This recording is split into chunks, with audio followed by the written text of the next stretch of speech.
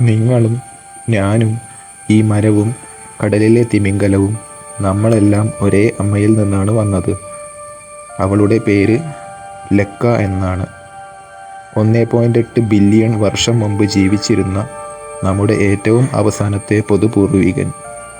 ഇപ്പോൾ അമേരിക്കയിലെ ശാസ്ത്രജ്ഞർ ആ ലെക്കയെ വീണ്ടും കൂട്ടിച്ചേർത്ത് നോക്കുകയാണ്. എന്തിന്? കാരണം നമ്മുടെ ക്യാൻസർ, അസ്ഥിരോഗം, ജന്മനാ ഉള്ള വൈകല്യങ്ങൾക്കുള്ള മരുന്ന് ലെക്കായുടെ ശരീരത്തിൽ ഒളിച്ചിരിക്കുന്നു. ഇന്ന് നമ്മൾ സംസാരിക്കുന്നത് നമ്മുടെ ശരീരത്തിലെ 1.8 ബില്യൺ വർഷം മുമ്പ് പഴക്കമുള്ള രഹസ്യത്തെ പറ്റിയാണ്. നിങ്ങൾ റെഡിയാണോ? Then let's start.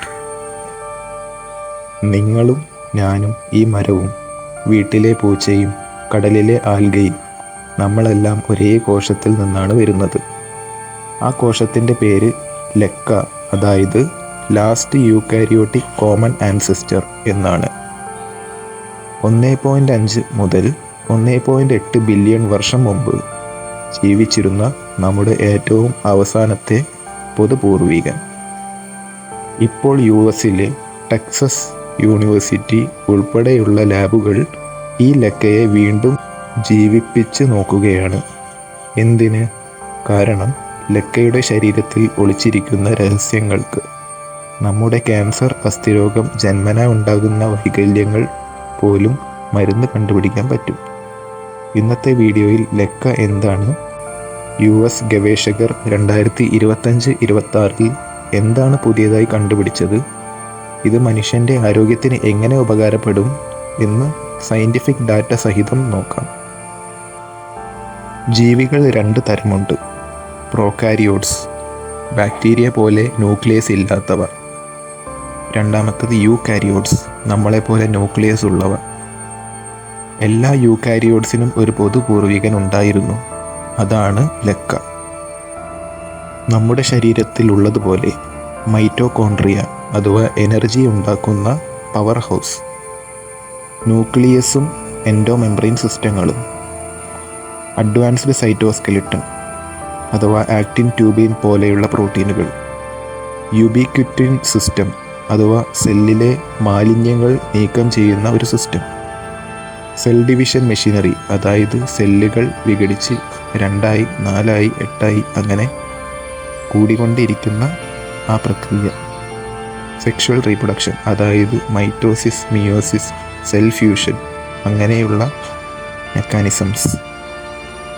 അതായത് ലെക്ക ഒരു പ്രിമിറ്റീവ് കോശം അല്ല. 1.8 ബില്യൺ വർഷം മുമ്പ് തന്നെ നമ്മുടെ സെല്ലിൻ്റെ 50% ജീൻ ഫാമിലിയിൽ ലെക്കായിൽ ഉണ്ടായിരുന്നു. 2026 ജനുവരിയിൽ സെൽ ജീനോമിക്സ് ജേണലിൽ യൂണിവേഴ്സിറ്റി ഓഫ് ടെക്സസിലെ ഓസ്റ്റിനിലെ പ്രൊഫസർ എഡ്വേർഡ് മാർക്കോട്ടിയുടെ ടീം ഒരു പേപ്പർ പ്രസിദ്ധീകരിച്ചു. ഇതിനു വേണ്ടി 156 ജീവനുകളുടെ ജീനോമുകൾ കമ്പയർ ചെയ്യുകയും 26,000-ലധികം മാസ് സ്പെക്ട്രോമെട്രി എക്സ്പെരിമെൻറ്റ് 31 സ്പീഷീസുകളിൽ നടത്തുകയും അതിലൂടെ ലെക്കയിൽ ഉണ്ടായിരുന്ന പ്രോട്ടീനുകൾ തമ്മിലുള്ള ഇൻ്ററാക്ടോസോം, അതായത് ആരോടൊപ്പം ആരാണ് ജോലി ചെയ്യുന്നത് എന്നൊരു വലിയ നെറ്റ്വർക്ക് മാപ്പ് ഉണ്ടാക്കി. അതിൻ്റെ ഫലമായി ലെക്കായുടെ പ്രോട്ടീൻ നെറ്റ്വർക്ക് ഇന്നത്തെ മനുഷ്യരോഗങ്ങളുമായി ഡയറക്റ്റ് ലിങ്ക് ഉണ്ടെന്ന് കണ്ടെത്തി. ഇങ്ങനെ 2 പ്രധാന രോഗങ്ങൾക്ക് പുതിയ ജീൻ കണ്ടുപിടിച്ചു. ഒന്ന് ബോൺ ഡെൻസിറ്റി പ്രശ്നങ്ങൾക്കും 2 കൺജനൈറ്റൽ ബർത്ത് ഡിഫക്റ്റുകൾ അഥവാ ജന്മനാ ഉണ്ടാവുന്ന വൈകല്യങ്ങൾ. അതായത് 1.8 ബില്യൺ വർഷം മുമ്പ് പഴക്കമുള്ള ഒരു കോശത്തെ പഠിച്ച് 2026 നമ്മുടെ ആശുപത്രിയിലെ രോഗം മനസ്സിലാക്കാൻ പറ്റുന്നു. പല ജീവികളിലും ഒരേ പ്രോട്ടീൻ നെറ്റ്വർക്കാണ്, പക്ഷേ വ്യത്യസ്ത രോഗങ്ങൾ ഉണ്ടാക്കുന്നു. ഉദാഹരണത്തിന് ലെക്കായിലെ ഒരു പ്രോട്ടീൻ കോശം വിഭജനത്തിനാണ് ഉപയോഗിക്കുന്നത്. അത് മനുഷ്യനിൽ തകരാറായാൽ ക്യാൻസർ ഉണ്ടാകാൻ സാധ്യതയുണ്ട്. പക്ഷേ ഒരു പ്ലാന്റിലാണെങ്കിൽ വളർച്ചക്കുറവും ആകാം.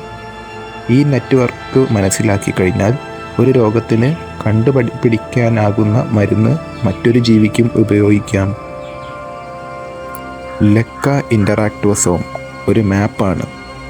നിങ്ങളുടെ DNA-യിൽ എവിടെയാണ് മ്യൂട്ടേഷൻ എന്ന് കണ്ടുപിടിച്ച് ഇപ്പോൾ അറിയാത്ത ജീവനുകൾ 25% ലെക്കായിൽ ഉണ്ട്. അവയിലാണ് പല മിസ്റ്ററി ഡിസീസുകളുടെയും കാരണം കിടക്കുന്നത്.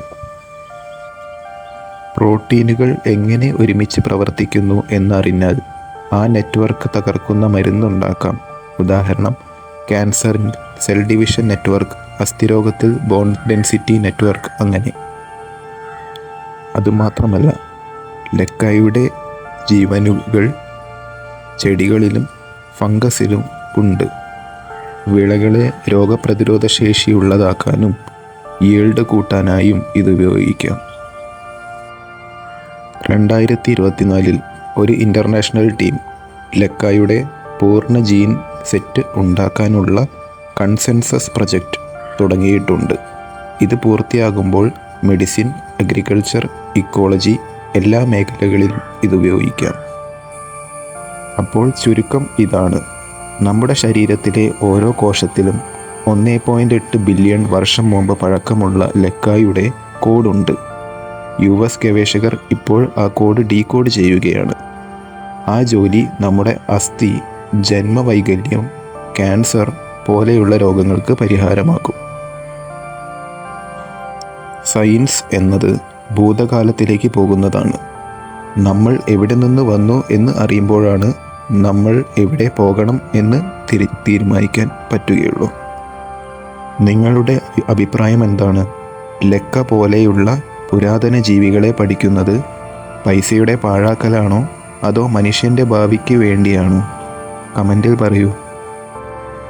ഇത്തരം സയൻസ് വീഡിയോകൾ ഇഷ്ടമാണെങ്കിൽ ചാനൽ സബ്സ്ക്രൈബ് ചെയ്യാനും ബെല്ലൈക്കൺ അടിക്കാനും മറക്കരുത്. അടുത്ത വീഡിയോ ആയി ഞങ്ങൾ ഉടനെ എത്തും.